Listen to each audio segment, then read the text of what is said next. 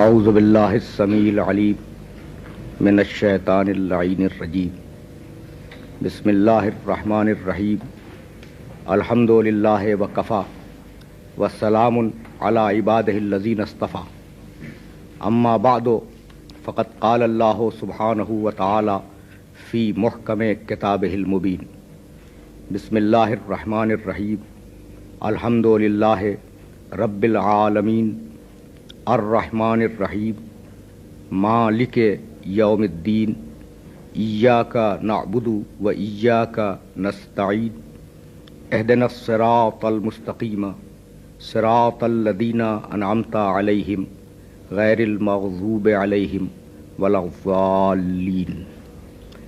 عزیزان محترم، اس سورہ مبارکہ کے ذیل میں ہمارا پچھلا سلسلہ گفتگو اس منزل پر اختتام پذیر ہوا تھا کہ پروردگار عالم نے آواز دی الحمد للہ رب العالمین، حمد ہے اس اللہ کے لیے جو عالمین کا پروردگار ہے، ساری تعریفیں اور ساری حمد اس کے لیے مخصوص ہے۔ الرحمن الرحیم، وہ رحمان ہے، وہ رحیم ہے۔ رحمان احتیاج کو دیکھ کے دینے والا، چونکہ عالمین کی پرورش کا ذمہ دار ہے اس لیے لفظ رحمان کو اس کے ساتھ رکھا۔ رحیم عمل کو دیکھ کے دینے والا، چونکہ مالک یوم الدین ہے، روز جزا کا مالک ہے، اس لیے رحیم کو اس کے ساتھ رکھا۔ مالک یوم الدین، دین کے دن کا مالک یعنی قیامت کا اور روز حشر کا مالک ہے۔ تو جیسا کہ میں نے آپ کی خدمت میں عرض کیا کہ رب العالمین جہاں جہاں تک اسپیس ہے اور مکان ہے وہاں وہاں تک اس کی ربوبیت ہے۔ مالک یوم الدین، جہاں تک یہ سیار زمانہ جائے، مشرق مغرب شمال جنوب فوق تحت، یہ عالمین میں ہے۔ ماضی حال مستقبل یہ یوم الدین کے اندر شامل ہے، لفظ یوم کے اندر شامل ہے۔ تو جہاں جہاں تک زمانہ جائے اس کی مالکیت ہے اور جہاں جہاں تک مکان جائے اس کی ربوبیت ہے، یعنی زمان و مکان دونوں اس کے کنٹرول میں ہیں۔ اس منزل پر یہ بات نامناسب نہیں ہوگی کہ میں آپ کی خدمت میں عرض کروں کہ عرفاء نے یہ لکھا کہ کتابیں دو ہیں۔ بھئی کتاب کے معنی یہ ہے کہ انسان اپنے ما فی الضمیر کا اظہار کر دے، جو اس کے ذہن میں ہے وہ کتاب کے ذریعے دوسروں تک پہنچا دے۔ تو اب اگر وہ ما فی الضمیر تحریر کے ذریعے آ جائے وہ کتاب ہے، اگر پینٹنگ کے ذریعے آ جائے وہ کتاب ہے، اگر کسی اور ذریعے سے وہ ما فی الضمیر آپ واضح کر دیں تو وہ ہے کتاب۔ تو پروردگار عالم کی دو کتابیں ہیں، ایک ہے کتاب تدوین یعنی قرآن مجید، اور ایک ہے کتاب تکوین یعنی یہ پوری کائنات، یعنی ہر سیارے کا جو وسیع میدان ہے وہ اس کے ورق ہیں، ہر سمندر کی جو موج ہے وہ اس کی سطریں ہیں، ہر ذرہ ریگزار کا وہ اس کے نقطے ہیں۔ تو کتاب تکوین بھی ہے اور کتاب تدوین بھی ہے۔ کتاب تکوین سے مراد کائنات، کتاب تدوین سے مراد قرآن مجید۔ قرآن مجید کا جو آغاز ہے وہ ہے بسم اللہ الرحمن الرحیم، شروع کرتا ہوں میں اللہ کے نام سے، یا سہارا اللہ کے نام کا جو رحمان بھی ہے اور رحیم بھی ہے۔ تو آغاز اس کتاب کا، اللہ تو ذاتی نام ہے نا اس کا، ذاتی نام کے بعد جس صفت کو پروردگار عالم نے اس کتاب کے آغاز کے لیے منتخب کیا وہ ہے رحمانیت اور رحیمیت، یعنی قرآن مجید کا اور کتاب تدوین کا آغاز ہے رحمانیت سے۔ تو اب یہ جو کتاب تکوین ہے یہ کائنات، اس کا آغاز کس شے سے ہے؟ یا نہیں قابل غور بات؟ بھائی قرآن کا آغاز اللہ کے ذاتی نام کو ہٹا لیں، لفظ اللہ کو، تو ذاتی نام کو ہٹانے کے بعد رحمان اور رحیم، تو آغاز کیا اس نے اپنی کتاب کا رحمانیت اور رحیمیت سے۔ تو اس کائنات کا جو آغاز کیا وہ کس شے سے کیا؟ تو مشہور سی بات ہے نا کہ پیغمبر اکرم صلی اللہ علیہ وآلہ وسلم نے ارشاد فرمایا کہ اول ما خلق اللہ نوری، سب سے پہلے اللہ نے میرے نور کو خلق کیا۔ تو بھائی جب قرآن مجید کا آغاز رحمت سے ہے تو پھر کائنات کا آغاز نور محمد سے کیوں ہے، رحمت سے کیوں نہیں ہے؟ تو اسی دن کے لیے تو سورہ انبیاء میں آواز دی تھی وما ارسلناک الا رحمتا للعالمین، حبیب ہم نے تمہیں عالمین کے لیے رحمت بنا کے بھیجا ہے۔ تو پروردگار رب العالمین ہے، اس کا حبیب رحمت للعالمین ہے۔ تو اب میری اس بات کو قیامت تک کے لیے یاد رکھیے گا کہ جہاں جہاں تک عالمین جائے وہاں وہاں تک خدا کی ربوبیت بھی جائے اور محمد عربی کی رحمت بھی ساتھ میں جائے۔ تو یہ تو ہے اس کے حبیب کا اسپیس کے اوپر کنٹرول، مکان کے اوپر کنٹرول۔ اور اب زمانے کے لیے پروردگار نے آواز دی نا مالک یوم الدین، یعنی جہاں جہاں تک زمانہ جائے اس کی مالکیت ہے، اور اب سورہ مائدہ میں اپنے حبیب کے لیے آواز دی، فکیف اذا جئنا من کل امت بشہید وجئنا بک علی ہؤلاء شہیدا، حبیب قیامت کے دن ہم سارے انسانوں پر گواہ بنا کے لائیں گے، جتنی بھی امتیں گزر گئیں، جتنی بھی امتیں آنے والی ہیں، ان سب پر ان کی قوموں کے لوگ، انبیاء مرسلین ہدایت کرنے والے گواہ بن کے آئیں گے، وجئنا بک علی ہؤلاء شہیدا، اور حبیب ان سب کے اوپر تجھے گواہ بنائیں گے۔ تو پیغمبر اکرم کے لیے بھی ماضی، حال اور مستقبل تین الگ الگ اشیاء نہیں ہے، بلکہ ایک ہی شے ہے جس کا نام ہے زمانہ، اور وہ ایک نگاہ میں پیغمبر کے سامنے ہے، وہ ماضی ہو، وہ حال ہو، یا وہ مستقبل ہو۔ تو اپنی ربوبیت کا اعلان کیا، رحمانیت اور رحیمیت کا اعلان کیا، اس کے بعد مالکیت کا اعلان کیا، اور مالکیت کے اعلان کے بعد بے اختیار آواز دی بندوں کو کہ تم اس طریقے سے کہو، ایاک نعبد، پروردگار ہم فقط اور فقط تیری عبادت کرتے ہیں، وایاک نستعین، اور پروردگار ہم فقط اور فقط تجھ سے مدد طلب کرتے ہیں۔ یہ فقط اور فقط کا لفظ میں نے کہاں سے اضافہ کیا؟ ایاک، اگر جملہ ہوتا نعبدو کا، پروردگار ہم تیری عبادت کرتے ہیں، تو اس میں فقط نہیں تھا، تیری عبادت کرتے ہیں، لیکن اگر اسی جملے کو بدل دیا جائے ایاک نعبدو، تو اس کا ترجمہ ہوگا فقط اور فقط تیری عبادت کرتے ہیں، اور ایاک نستعین، ہم فقط اور فقط تجھی سے مدد چاہتے ہیں، کسی اور سے مدد نہیں چاہتے۔ اب عجیب و غریب بات یہ ہے کہ ان دو جملوں کے فوراً بعد پروردگار نے انسانیت کو ایک دعا سکھلائی، اہدنا الصراط المستقیم، ہماری ہدایت کا پروردگار سیدھے راستے کی طرف، یہی ہے نا؟ تو اب ذرا آپ تصور فرمائیں کہ اس سورہ حمد میں انسانیت کو دعا کا کیا سلیقہ بتلایا گیا۔ دیکھیے عرفا نے لکھا ہے، بڑے پہنچے ہوئے لوگوں نے، عرفا سے مراد جو واقعی ڈوبے ہوئے ہیں علوم قرآن کے اندر، انہوں نے لکھا کہ قرآن میں دعا ہے اہدنا، ہماری ہدایت کر، اور اس کے فوراً بعد جو سورہ ہے اس میں ہے بسم اللہ الرحمن الرحیم، الف لام میم ذالک الکتاب لا ریب فیہ ھدی للمتقین، یہ کتاب ہے، اس میں کوئی شبہ نہیں ہے، اور یہ متقین کے لیے ہدایت ہے۔ یعنی ابھی ہم دعا مانگ رہے تھے کہ ہماری ہدایت کر، اور ابھی پورا قرآن جواب دعا کے طور پہ آ گیا کہ یہ ہے تمہارے لیے ہدایت۔ تو یعنی یہ جو دعا ہم نے مانگی اہدنا الصراط المستقیم، یہ اگر فوراً قبول نہ ہوتی تو ھدی للمتقین فوراً بعد نہ ہوتا نا، فوراً اگر قبول نہ ہوتی تو سورہ حمد ہے دعا، سورہ حمد ہے دعا، اور پورا قرآن اس کے علاوہ جو ہے وہ ہے جواب دعا کہ ہم نے تمہاری دعا قبول کی اور یہ ہے ھدی للمتقین۔ اچھا، تو اب سورہ حمد دعا ہے، تو اب دعا کے آداب کیا بتلائے اس پورے سورے میں، ایک سرسری جائزہ، اور دعا کے شرائط اور اصول کیا طے کیے پروردگار نے۔ شروع ہوا سہارا اللہ کے نام کا جو رحمان اور رحیم ہے، ساری تعریفیں سزاوار ہیں اس اللہ کے لیے جو عالمین کا پالنے والا ہے، وہ رحمان بھی ہے، وہ رحیم بھی ہے، تعریفیں ہو رہی ہیں نا۔ مالک یوم الدین، وہ قیامت کے دن کا مالک ہے، یہاں تک تعریف حمد و ثنا پروردگار عالم کی، اور اس کے بعد اپنی وفاداری کا اعلان، ایاک نعبد، پروردگار ہم فقط تیری عبادت کرتے ہیں، وایاک نستعین، اور پروردگار ہم فقط تجھ سے مدد مانگتے ہیں، وفاداری کا اعلان ہو گیا، اور اس کے بعد دعا اہدنا الصراط المستقیم۔ تو ادب دیا کہ اگر خدا کی بارگاہ میں کسی دعا کو قبول کروانا ہے تو پہلے اس کی ثنا و صفت کرو، پھر اپنے وفاداری کا اعلان کرو، اور اس کے بعد اپنی دعا مانگو۔ یقیناً یقیناً وہ دعا منصب قبولیت پر فائز ہوگی۔ یہ سلیقہ اگر برتا جائے دعا کا تو یقیناً پروردگار عالم اس دعا کو قبول فرمائے گا۔ تو یہ سلیقہ دیا، لیکن جب وفاداری کا اعلان ہوا تو کن جملوں کے ساتھ؟ ایاک نعبد، پروردگار ہم فقط تیری عبادت کرتے ہیں، فقط اور فقط تیری عبادت۔ سورہ بنی اسرائیل میں آواز دی نا، وَقَضَىٰ رَبُّكَ أَلَّا تَعْبُدُوا إِلَّا إِيَّاهُ، اللہ نے، تمہارے رب نے یہ فیصلہ کر لیا ہے کہ اس کے علاوہ کسی اور کی عبادت نہیں کرو گے۔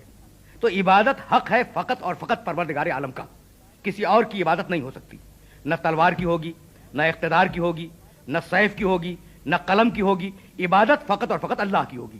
اب جب آپ نے یہ طے کر لیا کہ عبادت فقط اللہ کی ہوگی تو اب جابر حکمران کی عبادت تو نہیں ہوگی نا۔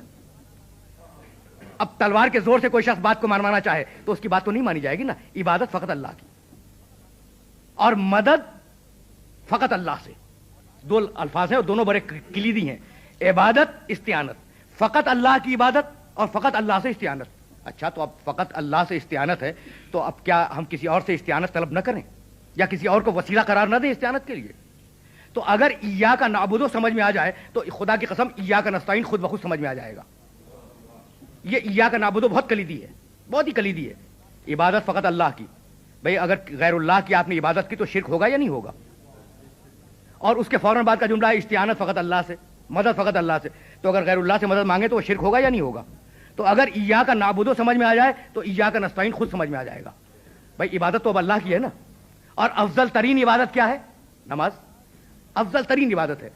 اور نماز کا اعلان عام کیا ہے؟ اذان. اور اس اذان میں پروردگار عالم کی توحید کے اعلان کے بعد ہے کیا؟ اشہد ان محمد رسول اللہ. بھائی عبادت اللہ کی، ذکر محمد کا. آگے بڑھے اقامت کہی، اس میں بھی جملہ موجود اشہد ان محمد رسول اللہ. بھائی عبادت ہو رہی ہے، میں گواہی دیتا ہوں کہ محمد اللہ کے رسول ہیں. نماز شروع ہوئی، تشہد میں پہنچے جسے التحیات بھی کہتے ہیں. شہادت توحید کے بعد آواز دی اشہد ان محمد عبدہ و رسولہ، میں گواہی دیتا ہوں کہ محمد اللہ کے بندے بھی ہیں اور اللہ کے رسول بھی ہیں. اور اس کے بعد فوراً درود پڑھی، اللہم صلی علی محمد و آل محمد، یا کسی اور جملے میں درود ادا کی. بھائی ذکر محمد مسلسل آ رہا ہے نا. اور ابھی بات گفتگو تمام نہیں ہوئی، بات ختم نہیں ہوئی، بے اختیار آواز دی السلام علیک ایھا النبی ورحمۃ اللہ وبرکاتہ. عبادت اللہ کی ہو رہی ہے. السلام علیک ایھا النبی ورحمۃ اللہ وبرکاتہ. نبی آپ پر ہمارا سلام ہو، اللہ کی آپ پر ہماری طرف سے رحمتیں نازل ہوں. تو بس کہنا یہی ہے کہ پروردگار عبادت فقط اور فقط تیری، اور اس عبادت میں ذکر محمد شامل ہے. تو اب دنیا ذکر محمد کو ایاک نعبد سے نکال دے، ہم وسیلے کے طور پر محمد کو ایاک نستعین سے نکال دیں گے.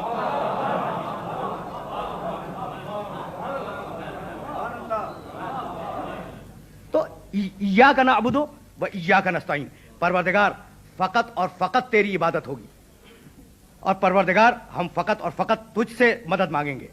تو اب اگر عبادت میں ذکر محمد عبادت ہے تو پھر استعانت کی منزل میں اسے وسیلہ قرار دینا اور اس کے ذریعے سے پروردگار عالم کی بارگاہ میں دعا مانگنا یقیناً یہ عبادت ہوگا.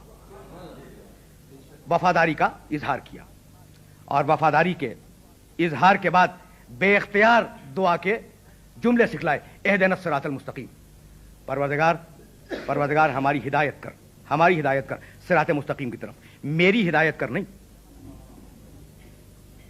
جمع کا صیغہ ہے اہدنا الصراط المستقیم، پروردگار ہماری ہدایت کر. یعنی اگر جملہ یہ ہوتا کہ میری ہدایت کر تو آیت اور سورہ انفرادی بن کے رہ جاتے، اجتماعی شعور اجاگر نہ ہوتا. بھائی اگر ایک انسان کی ہدایت ہو بھی جائے تو گمراہی کے پورے جنگل میں وہ ٹمٹماتا ہوا دیا کیا کرے گا؟ اس لیے اجتماعی ہدایت کی دعا سکھلائی کہ پورے معاشرے کی ہدایت فرما، پوری انسانیت کی ہدایت فرما، ہماری ہدایت فرما. اہدنا الصراط المستقیم، پروردگارہ تو ہدایت فرما. تو جب تک مسلمان تو ہدایت فرما، اہدنا کوئی اور ہدایت نہ کرے، پروردگار تو ہماری ہدایت فرما صراط مستقیم کی طرف. تو جب تک مسلمان دنیا میں اس آیت کو دہراتے رہیں گے کہ پروردگار تو ہماری ہدایت فرما، اس وقت تک یہ بات ثابت ہوتی رہے گی کہ ہادی اور ہدایت اس کی طرف سے آتے ہیں، خود نہیں بنائے جاتے. کوئی وحی کا دعویٰ کر دے، کوئی الہام کا دعویٰ کر دے، کوئی نبی بننے کا دعویٰ کرے، نہیں، ہادی اور ہدایت ادھر سے آئے گی. ہم خود وحی و الہام کا دعویٰ نہیں کر سکتے، ہم خود صاحب کتاب ہونے کا دعویٰ نہیں کر سکتے. اہدنا الصراط المستقیم، پروردگار ہدایت کر صراط مستقیم کی طرف.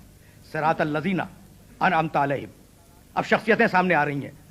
ان کا راستہ جن پر تو نے اپنی نعمتیں نازل کی. بھئی یہ ہیں کون؟ یہ کن کے راستے کو پروردگار عالم نے منعم علیہم کا راستہ قرار دیا ہے؟ تو چلیں پھر قرآن سے پوچھیں کہ یہ کون ہے جن پر نعمتیں اللہ کی آئی ہیں. سورہ نساء میں آواز دی وَمَن يُطِعِ اللَّهَ وَالرَّسُولَ فَأُولَٰئِكَ مَعَ الَّذِينَ أَنْعَمَ اللَّهُ عَلَيْهِم مِّنَ النَّبِيِّينَ وَالصِّدِّيقِينَ وَالشُّهَدَاءِ وَالصَّالِحِينَ وَحَسُنَ أُولَٰئِكَ رَفِیقًا. جو بھی ایبسولوٹ اطاعت کرے، مکمل اطاعت کرے خدا کے اور رسول کی، تو ایسا اطاعت کرنے والا قیامت کے دن نعمت پانے والوں کے ساتھ ہوگا. وہ نعمت پانے والے کون ہیں؟ نبیین ہیں، صدیقین ہیں، شہداء ہیں، صالحین ہیں. تو یہ ہیں نعمت پانے والے. اور ہم نے دعا مانگی سورہ حمد میں اہدنا الصراط المستقیم صراط الذین انعمت علیہم، پروردگار ان کے راستے پہ ہمیں چلا اور ان کے راستے کی ہمیں ہدایت کر جو تیرے نعمت پانے والے ہیں، جنہوں نے تجھ سے کسب نعمت کیا. وہ انبیاء ہیں، وہ شہداء ہیں، وہ صدیقین ہیں، وہ صالحین ہیں. اور اب اس کے بعد بے اختیار آواز دی غیر المغضوب علیہم ولا الضالین، پروردگار وہ نہیں جن پر تیرا غضب آیا ہے، اور وہ لوگ نہیں جو گمراہ ہیں. دیکھیے عزیزان محترم، دو قسم کے افراد قیامت تک بھٹکے رہیں گے. ایک وہ جو راستہ جانتا ہو منزل نہ جانتا ہو، اور دوسرا وہ جو منزل جانتا ہو راستہ نہ جانتا ہو. भाई दो ही किस्म के लोग हैं ना, आप कहीं तशरीफ ले जाना चाहते हैं और आपको वो घर तो मालूम है लेकिन वहां तक पहुंचने का रास्ता नहीं मालूम, तो जिंदगी भर नहीं पहुंचेंगे। और आपको रास्ता मालूम है और वो घर नहीं मालूम, तो जिंदगी भर वो पहुंच के करीब दाहिने बाएं घूमते रहेंगे। तो दो किस्म के लोग होते हैं, एक वो जो रास्ता ना जानता हो मंजिल जानता हो, और दूसरा वो जो मंजिल न जानता हो रास्ता जानता हो। तो जो रास्ता नहीं जानता वो है भटका हुआ, और जो रास्ता जानता है और फिर मंजिल तक नहीं पहुंच रहा है वो है मुजरिम। भाई जब रास्ता तुमने पा लिया है तो जब रास्ते को पा चुके हो तो रास्ते से होते हुए मंजिल तक तो पहुंच जाओ, यानी उस लिमिट तक। वहां पूछ लोगे कौन सा घर है, तो वो भटका हुआ नहीं है। भटका हुआ वो है जो रास्ते को ना जानता हो, मंजिल को जानता हो लेकिन रास्ते को ना जानता हो, वो है भटका हुआ। और जो मंजिल को जाने और रास्ते को, जो मंजिल को ना जाने और रास्ते को जानता हो, वो भटका हुआ नहीं, वो मुजरिम है, इसलिए कि मंजिल को पहचान रहा है और उसे उस तक पहुंचने में बहुत आसानी होगी। तो जो अज़ीज़ान मोहतरम तवज्जो फरमाइएगा, जो रास्ते को न जाने और मंजिल को जाने एक किस्म, जो मंजिल को न जाने और रास्ते को जाने ये दूसरी किस्म। तो जो रास्ते को नहीं जानता है वो क़यामत तक भटकता ही रहेगा राहों के अंदर, और वो है गुमराह। और जो रास्ते को जानता है और मंजिल तक पहुंच सकता है और फिर मंजिल तक ना जाए, वो है मुजरिम, गुमराह नहीं है, इसलिए कि इस्तिताअत तो है, रास्ता जान रहा है, वो पहुंच सकता है मंजिल तक, पूछिए सही, वो मंजिल तक पहुंच सकता है। तो यही फर्क परवरदिगार आलम ने करार दिया सूरह हम के अंदर। अब वापस चले फिर सूरह हम की तरफ कि परवरदिगार जालिन वो हैं जो रास्ता ही नहीं जानते थे, वो भटक रहे हैं, और मग़ज़ूब अलैहिम वो हैं जिन पर तेरा गज़ब नाजिल हुआ है, जो रास्ते को जान रहे थे लेकिन मंजिल तक जाना नहीं चाह रहे थे। तो अब यहां दो कैटेगरीज और दो गिरोह वाज़े सामने रख दिए कि एक है मग़ज़ूब और एक है मतलूब। तो खबरदार मग़ज़ूब की तरफ ना जाना, मतलूब की तरफ जाना। और वो मतलूब वो हैं जिनके ऊपर परवरदिगार आलम ने अपनी नेमतें तमाम की हैं। तो इस पूरे सूरे से जो हमें दर्स मिला, वो दर्स ये कि यह है तलखीस कुरान मजीद की, यह है खुलासा पूरे कुरान मजीद का। और इस खुलासे में परवरदिगार आलम ने आगाज गुफ्तगू में वो 5 अस्माए गिरामी रखे जो इंसान की पूरी जिंदगी पे मुहित है। अब मैं तकरीर को अपनी आखिरी मंजिलों से करीब कर रहा हूं। देखिए, बिस्मिल्लाहिर्रहमानिर्रहीम आगाज, इस आयत को जरा सा अलग रख दें। यह आगाज है, अल्हम्दुलिल्लाह रब्बिल आलमीन, हमद है उस अल्लाह के लिए जो आलमीन का रब है, रुबूबियत। और उससे पहले क्या लफ्ज़ था? लिल्लाह, उलूहियत। तो दो लफ्ज़ आगे ना, उलूहियत उससे पहले है और फिर रुबूबियत। और रहमानी रहीम, रहमानियत, रहीमियत। मालिक यौमिद्दीन, मालिकियत। तो 5 अल्फाज शुरू में रखे, उलूहियत, रुबूबियत, रहमानियत, रहीमियत, मालिकियत। यह है कुरान मजीद का आगाज। और अब चलें कुरान मजीद के इख्तिताम पर, बिल्कुल आखिरी सूरा, बिस्मिल्लाहिर्रहमानिर्रहीम, कुल औज़ु बिरब्बिन नास, मलिकिन नास, इलाहिन नास, मिन शर्रिल वसवासिल खन्नासिल लज़ी युवस्विसु फी सुदूरिन नास मिनल जिन्नति वन नास। भाई कुरान का आगाज है इसमें खुदा से, और कुरान का इख्तिताम है इंसान पर। तो बताना ये था कि खुदा से इंसान तक जो सिरात मुस्तकीम है वही है दरमियान का कुरान मजीद। खुदा से इंसान तक जो सिरात मुस्तकीम बनी हुई है वो ये है कुरान मजीद, जो सूरह बकर से वन्नास तक जा रहा है। तो कुल औज़ु बिरब्बिन नास रुबूबियत, मलिकिन नास मुलूकियत, इलाहिन नास उलूहियत। अब 5 नाम रखे सूरह हमद के अंदर और 3 नाम रखे सूरह वन्नास के अंदर, और तरतीब के साथ रखे। तो अज़ीज़ान मोहतरम, मेरी गुफ्तगू इस मंजिल पर इख्तिताम पजीर हो जाएगी अगर मैं इस मैसेज को कन्वे कर सका। देखिए सूरह वन्नास में क्या है? कुल औज़ु बिरब्बिन नास रुबूबियत, मलिकिन नास मुलूकियत, इलाहिन नास उलूहियत। रुबूबियत के मानी क्या है? रब, रब के मानी पालने वाला, परवरिश करने वाला, एहतियाज को पूरा करने वाला। मलिक के मानी क्या है? मलिक के मानी बादशाह, हाकिम, आका, मालिक, यह है मलिक। इलाह के मानी क्या है? वो जात जो लायक इबादत हो, वो जात जो लायक इबादत हो। तो तरतीब पे निगाह रखिएगा।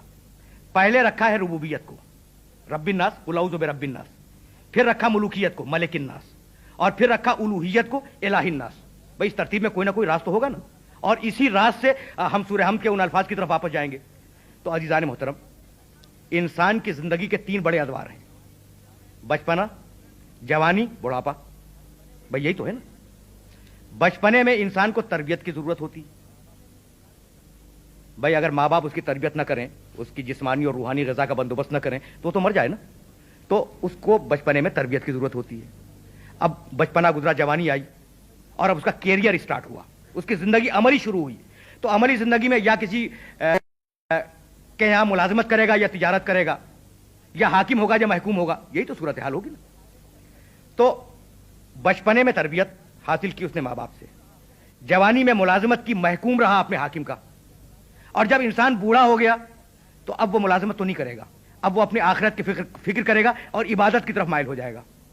यही है ना मिजाज इंसानियत का। यानी बचपने में जो बच्चा खेलता ना हो वो एबनॉर्मल है, और जवानी में जो फिक्र माश ना करे वो एबनॉर्मल है, और बुढ़ापे में जो इबादत की तरफ माइल ना हो जाए वो गैर फितरी इंसान है।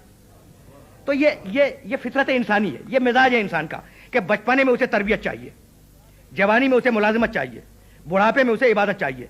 नहीं इसी तरतीब से जुमले रखे गए कि देखो गैरुल्लाह की तरफ तवज्जो न रहे, बचपने में रब्बिन नास है, जवानी में मलिकिन नास है, बुढ़ापे में इलाहिन नास है।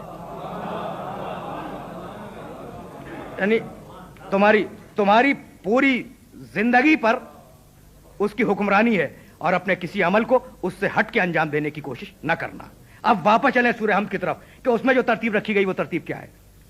अल्हम्दुलिल्लाह रब्बिल आलमीन, उलूहियत, रुबूबियत, अर्रहमानिर रहीम, रहमानियत, रहीमियत, मालिक यौमिद्दीन, मालिकियत। अब 5 नाम दिए हैं ना अपने उसने, और 5 अपने औसाफ गिनाए हैं। अब इनके अंदर राज क्या रखा परवरदिगार आलम ने? तो इसमें राज ये रखा कि मैं अल्लाह हूं, मैं खालिक मैं हूं तुम्हारा, और जब मैं तुम्हारा खालिक हूं तो तुम्हारी परवरिश की जिम्मेदारी मेरी है। अब उलूहियत से बात रुबूबियत की तरफ गई, और जब तुम्हारी परवरिश की जिम्मेदारी मेरी है तो मैं एक एक की एहतियाज को देख के दूंगा, रहमानियत। और जब क़यामत के अंदर आओगे तो अब वहां एक एक को देने वाला नहीं हूं, अब मैं अमल को देखने के बाद देने वाला हूं, रहीमियत। और ये ना समझोगे किसी और से ले लोगे, मालिक यौमिद्दीन मैं हूं, मालिकियत।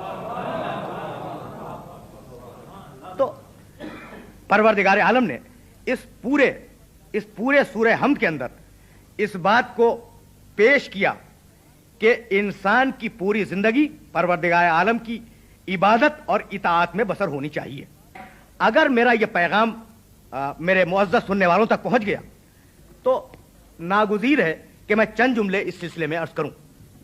देखिए, इबादत अल्लाह की अभी तय हुआ है, इय्याका नअबुदु व इय्याका नस्तईन, इबादत फकत तेरी, किसी और की इबादत नहीं होगी। जब इबादत परवरदिगार आलम की है तो क्या तरीक़े इबादत आप मुअय्यन फरमाएंगे? एक सवाल है। जब इबादत परवरदिगार आलम की करनी है तो क्या तरीक़े इबादत हम खुद मुअय्यन कर लें कि जिस तरीके से चाहे इबादत कर लें? नहीं, अगर इबादत उसकी है तो फिर तरीक़े इबादत भी वही मुअय्यन करेगा। जैसा कि कुरान मजीद में इसका जिक्र है कि भाई ये बुत को जो पूज रहे हैं तो इनसे पूछो कि ये बुत को क्यों पूज रहे हैं। सूरह ज़ुमर, ये बुत को क्यों पूज रहे हैं? तो वो ये कहेंगे कि मा नाबुदुहुम इल्ला लियुक़र्रिबूना इलल्लाहि ज़ुल्फ़ा, हम तो इबादत बुतों की इसलिए कर रहे हैं कि ये हमें अल्लाह तक पहुंचा दें। यानी बुतों के पास, बुत परस्तों के पास भी आर्गुमेंट है, बगैर दलील के वो बात नहीं कर रहे हैं। यानी वो उसे खुदा नहीं समझ रहे हैं, वो उसे खुदा नहीं समझ रहे हैं, वो उसे वसीला समझ रहे हैं अल्लाह तक पहुंचाने का। तो मेरी इस बात को हमेशा के लिए याद रखिएगा कि इंसान अगर अपनी तरफ से वसीला बना ले तो वो है शिर्क, और अगर उसकी तरफ से भेजे हुए को वसीला बनाए तो वो ऐन इबादत। तो अगर इबादत उसकी है, अगर इबादत उसकी है तो तरीक़े इबादत को मुअय्यन करना भी उसी का इख्तियार होगा। कुरान मजीद ने आवाज दी, व रब्बुका यख़्लुक़ु मा यशाअ व यख्तार, सुनो तुम्हारा रब जो चाहता है खल्क़ करता है और जो चीज चाहता है इख्तियार कर लेता है। मा कान लहुमुल खियरा, किसी इंसान को इख्तियार करने का कोई हक नहीं है। तो तरीक़े इबादत को मुअय्यन करने का हक किसी इंसान को नहीं है, तरीक़े इबादत भी वही मुअय्यन करके बतलाएगा। तो परवरदिगार आलम ने जिन इंसानों को अपने इख्तियारात और अपनी तरफ से मनसब हिदायत पर फायज किया, उन इंसानों का इत्तिबा और उन इंसानों की इताअत बेऐन ही परवरदिगार आलम का इत्तिबा है और बेऐन ही परवरदिगार आलम की इताअत है। व आखिर दावाना अनिल हम्दुलिल्लाहि रब्बिल आलमीन।